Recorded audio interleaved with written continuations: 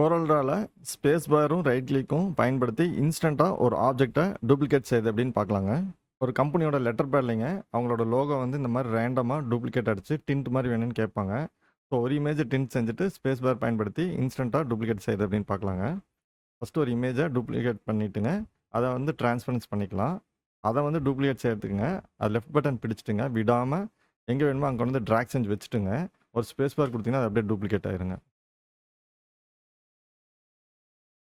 எங்கே வேணுமோ அங்கே கொண்டே மவுஸ் வச்சுட்டுங்க லெஃப்ட் பட்டன் விட்டுறக்கூடாது, விடாமல் அங்கே கொண்டே வச்சுட்டு ஸ்பேஸ் பார் கொடுத்தீங்கன்னா டூப்ளிகேட் ஆயிருங்க. இப்போ ஒரு ஆப்ஜெக்ட் இப்போ நவுத்தி வச்சுக்கிறாங்க. கடைசியாக விடும்பொழுது 2 விழுந்துரும். அது ஒன்று கொண்டு வரும் இல்லைங்களா, அதுவும் சேர்ந்து வரும். அது மட்டும் பார்த்துக்குங்க. இப்போ இங்கே ஒன்று வச்சிடுறேன், டூப்ளிகேட் செய்கிறேங்க. லெஃப்ட் பட்டன் பிடிச்சிட்டு எங்கே வேணுமோ அங்கே கொண்டே மவுஸ் வச்சுட்டுங்க ஸ்பேஸ் பார் கொடுத்தோம்னா டூப்ளிகேட் ஆயிருங்க. கடைசியாக விடும்பொழுது ஒன்று அடிஷனலாக வரும், அதை மட்டும் செக் பண்ணிக்கோங்க. இதை ஒரு டூப்ளிகேட் செஞ்சுட்டுங்க அதை பெருசு பண்ணிக்கிறேன். திரும்பவும் கொண்டு வந்து இந்த இடத்துக்கு வைக்கிறேன். அதாவது லெஃப்ட் பட்டன் பிடிச்சிட்டு கொண்டு வந்து எங்கே வேணுமோ அந்த இடத்துக்கு வச்சுட்டுங்க ஸ்பேஸ் பார் கொடுத்தோம்னா டூப்ளிகேட் ஆயிருங்க. இதை வந்து இன்னும் கொஞ்சம் சின்ன செஞ்சுக்கிறேன்.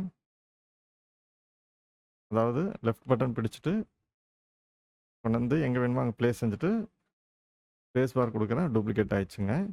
இன்னொன்று அடிஷனலாக அதுலேயே இருக்கும். நீங்கள் எங்கே வேணுமோ அங்கே கொண்டு வந்து வச்சுட்டு மவுஸை ரிலீஸ் செஞ்சிங்கன்னா இன்னொரு டூப்ளிகேட் ஆயிருங்க. அதை மட்டும் ப்ராக்டிஸ் செஞ்சு வச்சுக்கோங்க.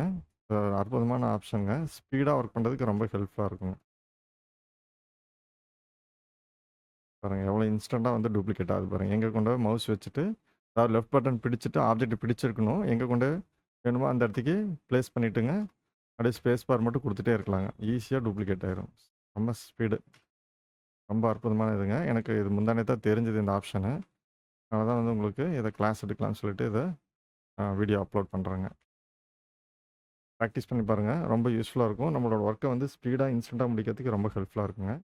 அதேமாதிரி இன்னொரு ஆப்ஷன் இருக்குது, அதையும் பார்க்கலாங்க. இந்த ஆப்ஜெக்டை டூப்ளிகேட் செய்யணுங்க.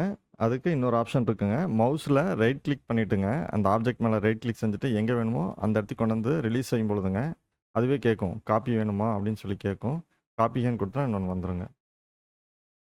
பட் ரைட் பட்டன் பிடிச்சிட்டு அதை அப்படியே விடாமல் எங்கே வேணுமோ அங்கே கொண்டு வந்து விட்டிங்கன்னா அடுத்த ஆப்ஷன் உடனே கேட்கும், காப்பி பண்ணுமா, மூவ் பண்ணுமா, பவர் கிளிப்பில் வைக்கணுமான்னு கேட்கும். ஏன்னா இது ஒரு பாக்ஸ் இருக்குது, அதனால் பவர் கிளிப் வைக்கணுமான்னு கேட்கும்.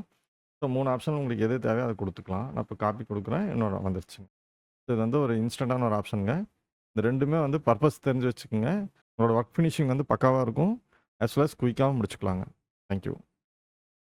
Thank you for your like, share, subscribe.